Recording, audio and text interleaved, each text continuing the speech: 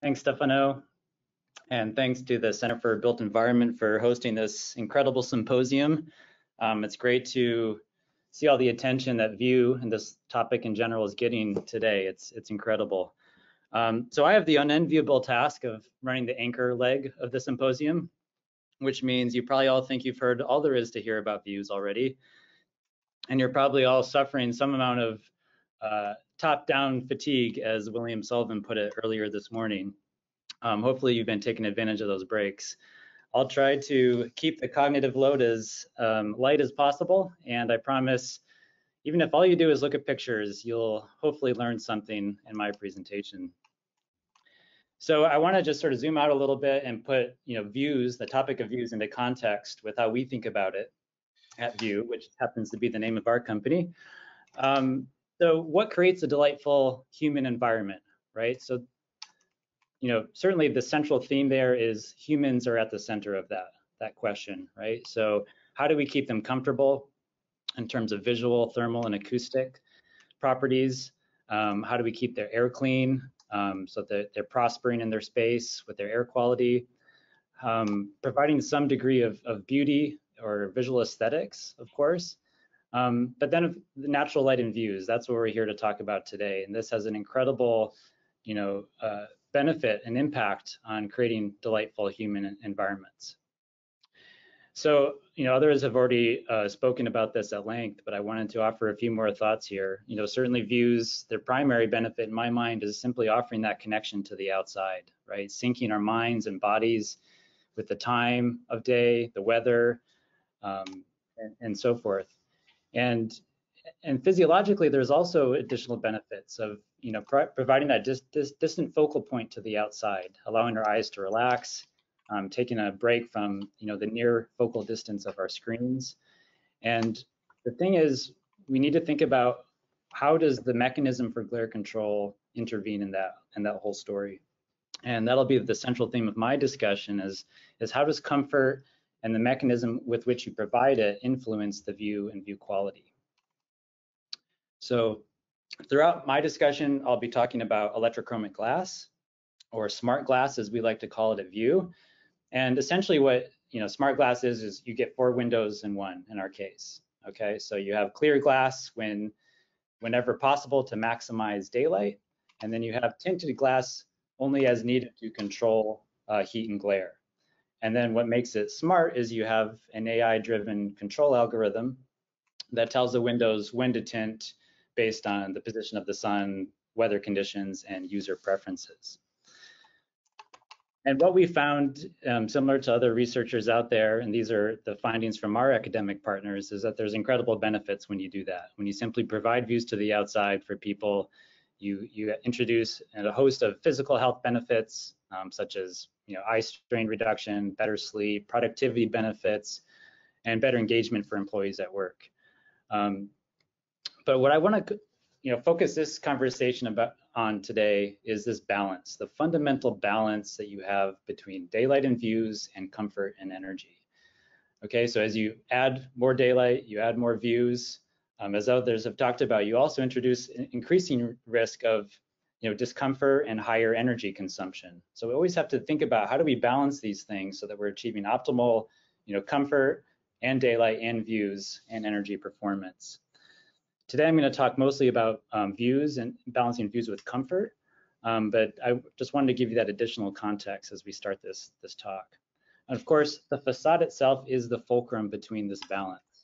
And what a burden the facade has, right, in balancing all those things. You have the dynamic environmental conditions on the outside, the sun, the weather, the wind, the rain, while on the inside, you're trying to maintain views to the outside, some element of privacy, visual comfort, thermal comfort, and fresh air. So incredible job or task that the facade has, and it's no easy task to solve that balance. So we all know that views are desirable. We've heard a lot about that today, and on the point that I brought up about balance, there are different ways that the facade historically has chosen to solve that balance between views and comfort. And I want to raise this question of what happens when views are accompanied by glare, right? Because this is not an insignificant question. If you were to look at a building in, say, the latitude of San Francisco, you would, as an occupant seated a few feet from the window, you could have up to 5 hours of the sun in your view, somewhere in your view, for up to 5 hours a day, right, as it's rising in the morning. And on the south facade, it could increase to up to 8 hours a day in the example, in the case of the winter. And then on the west, similar to the east, you have 5 hours again, where the sun is somewhere in that view. It could be in your peripheral view, it could be central to your view, depending on how you're oriented. But this is a significant consideration to have, is what happens to your views to the outside when you have some portion of your day where glare can be an issue. So of course, there's different ways that have solved this issue. There's dark shades, as you've seen, and that has an influence on the visual clarity, as previous presenters have spoken about. There's light shades, which introduce a different balance of visual clarity and solving for that thermal and visual comfort. Exterior shades, this is just one example where maybe it filters your view to the outside. And then of course, there's electrochromic or dynamically tinting windows that tint the windows only as much as is required to provide that level of comfort while still maintaining a view to the outside. Okay, so that's what I want to talk about today. And we recently conducted a study at VIEW to try to answer that very question of what happens when you have the sun outside your window. So you're trying to solve for glare and thermal comfort while also trying to maintain that view to the outside. And what are people's preferences in terms of what type of glare control mechanism provides a better view to the outside, and which one does a better job of actually maintaining that comfort in the first place. So we did this study where we set up a range of shades, shade types, as you can see here. I'll show you some more examples of the assortment that we looked at. We placed dividers in between each shade type, and also we had our view glass on the right-hand side in 2 different tint settings. We had over 100 participants that we invited from the public to come in and rate their view experience or their satisfaction with their views, and also assess their level of visual and thermal comfort. So here you see the range of shade types that we evaluated. We looked at light shades or white colored shades from 10% openness factor down to 1% openness factor that you see on the right side. And then we looked at view in smart glass in a 1% light transmission and a 0.5% light transmission, even more robust glare control. As you can see, even with that dark tint setting, you can still see through the outside. We also looked at dark color shade fabrics with the same range of openness factors to understand that level of view satisfaction and comfort.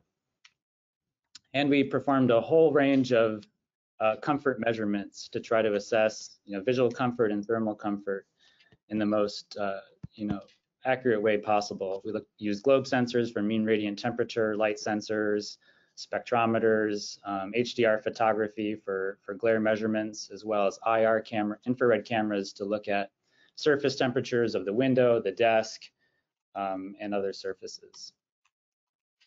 So here's just an example of one of the glare assessments that we made for the light colored shades, as you can see, with 10% openness factor on the left and 1% openness factor on the right. At this particular time, there was intolerable glare for most of those shade types, because the sun is right behind the window and causes those white colored shades to kind of glow or fluoresce with the sun behind it and all the light scattering that takes place.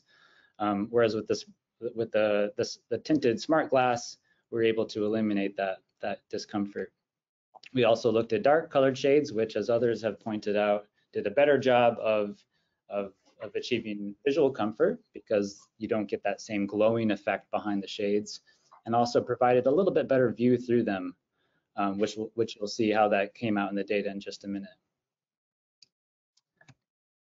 And then we conducted these user surveys where, like I said, we invited over 100 folks from the public to come in, spend a few minutes behind the glass filling out a survey on iPads to assess their overall rating of their experience, their view satisfaction, clarity, comfort, both thermally and visually, and also their satisfaction with the natural light.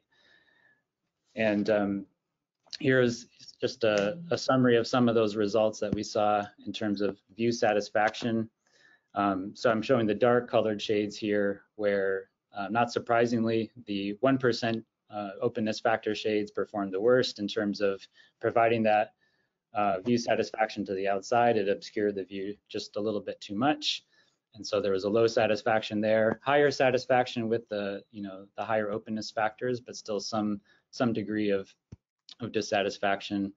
Of course, what we like to see is even with the tinted glass, the satisfaction for the view to the outside was highest among all cases, which is good validation for what we are thinking of as our primary value proposition, which is all about providing views to the outside and maintaining comfort. And this is sort of the primary takeaway. If I were to leave you with the conclusion and a takeaway for the other researchers out there is the need to balance view satisfaction, whether it's expressed in satisfaction or clarity or some other metric, with also providing visual comfort. And what we found is that, sometimes the shades, depending on the openness factor, really struggle to provide visual comfort. And the ones that do struggle to maintain, a good visual satisfaction. So the 1% openness factor shades, like I said, provided really good glare control, but they really suffered when it came to view satisfaction. That's the vertical dimension. And then, then when you look at the other dimension across visual comfort, the 10% openness factor shades provide, great view satisfaction, but maybe at the cost of visual comfort. So important to consider both of these things when we're assessing a glare metric, or sorry, a view quality metric. So what's next? I mean, based on that, I think we're already at this place of collaboration. That's the beauty of this symposium. We have all these wonderful academics and design practitioners coming together to collaborate and share thoughts. I think we're already addressing that first step.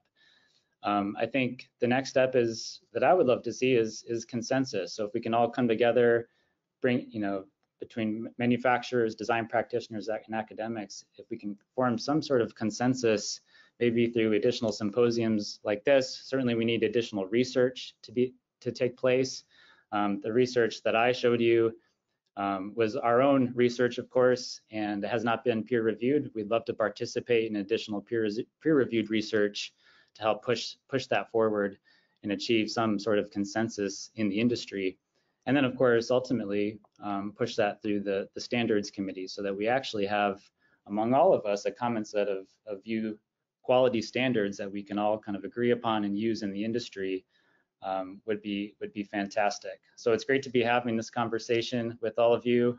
Appreciate all the contributions that everyone has made so far, and look forward to talking more and taking any questions. Thanks so much.